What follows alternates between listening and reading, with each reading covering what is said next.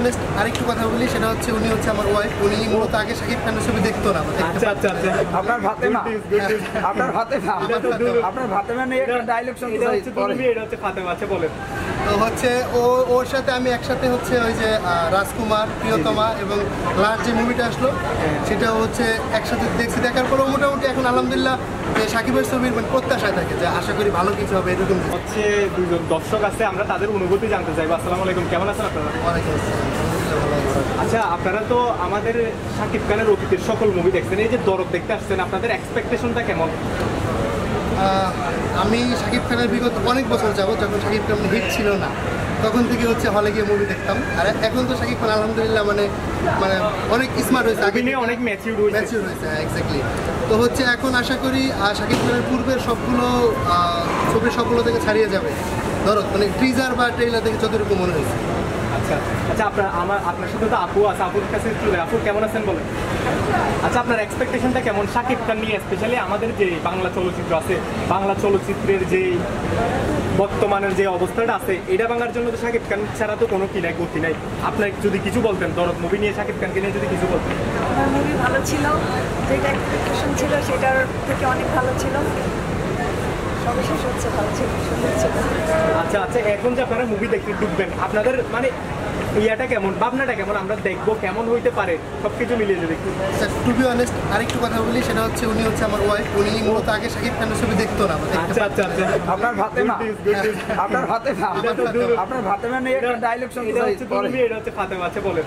তো হচ্ছে ওর সাথে আমি একসাথে হচ্ছে ওই যে রাজকুমার, প্রিয়তমা এবং লাস্ট যে মুভিটা আসলো সেটা হচ্ছে একসাথে দেখছি। দেখার পরেও মোটামুটি এখন আলহামদুলিল্লাহ যে শাকিবের ছবির মানে প্রত্যাশায় থাকে যে আশা করি ভালো কিছু হবে এরকম কিছু। তো সেই প্রত্যাশা থেকে আমরা আসছি আজকে বসুন্ধরাতে। আশা করি পূর্বের ছবিগুলো মানে ওনার সফলতা এই ছবিটিতে ছাড়িয়ে যাবে আগের ছবি। আচ্ছা, দর্শক এই মুহূর্তে দেখতে পাচ্ছেন আমাদের সামনে হচ্ছে দুলুমি এবং ফাতেমা উপস্থিত আছে। আপনারাও হচ্ছে চলে আসেন দুলুমি এবং ফাতেমার মতো আপনার প্রিয় মানুষটা নিয়ে দরদ দেখার জন্য আপনার আশেপাশে যে কোনো হলে। Thank you so much. Last যে তুফান ছবি থেকে এটা তুফান ছবি যে সাকসেস হয়েছে, এটা হচ্ছে এই দরদ নিয়ে আপনার কতটা আশাবাদী? আচ্ছা, তুফানের সাথে হচ্ছে দরদ মিলালে হবে না এই জন্য, কারণ তুফানটা ছিল হচ্ছে আমাদের ঈদে মুক্তি ছিল। এটা হচ্ছে উইদাউট ঈদ আমরা হচ্ছে রিলিজ পেয়েছি, যার কারণে এটা যদি ওইটার কাছাকাছিও যেতে পারে তবুও আমরা ধরে নিব যে ওইটার থেকে বেশি সফলতা মানে এটা এসছে। আর টু বি অনেস্ট সব মিলিয়ে হচ্ছে আশা করি এটা তুফানকে ছাড়িয়ে যাবে, গ্রোস ইনকামটা আর কি তুফানকে ছাড়িয়ে যাবে। আপনার কাছে কি মনে হয় তুফানকে ছাড়িয়ে যাবে দরদ? আশা করা যায়। এখন আপনার একটা এই যে দরদের যে গান আছে, একটা গান কি একটু শোনান যায় 2 লাইন? না সরি, গানের অভিজ্ঞতা নাই, গানের অভিজ্ঞতা খুবই খারাপ। তবে প্রত্যাশা থাকলে অ্যাজ এ সাকিবিয়ান যে ছবিটা আশা করি খুব ভালো কিছু দেবে, আমাদের ভালো একটা স্টোরি দেবে বাংলা সিনেমাকে। আপনার ফাতেমা নিয়ে একটা ডায়লগ দেন, যে কোনো না ডায়লগ বলতে কি আমরা টিজার বা ট্রেলার দেখে যতটুকু বুঝতে পেরেছি যে শাকিব খান হচ্ছে আমাদের নায়িকার জন্য বা ফাতেমার জন্য মরিয়া সব কিছু করতে পারে এরকম। তো আমি আমার ফাতেমা আমার ওয়াইফের জন্য সব কিছু করতে পারি আর কি, আমি দুনিয়ার যে কোনো রিস্ক নিতে পারি ওনার জন্য। একটা ডায়লগ আছে না যে আমি দুলুমিয়া আমার বউয়ের খুশির জন্য 1000টা খুন করতে পারি, এইটা ডায়লগটা মারেন।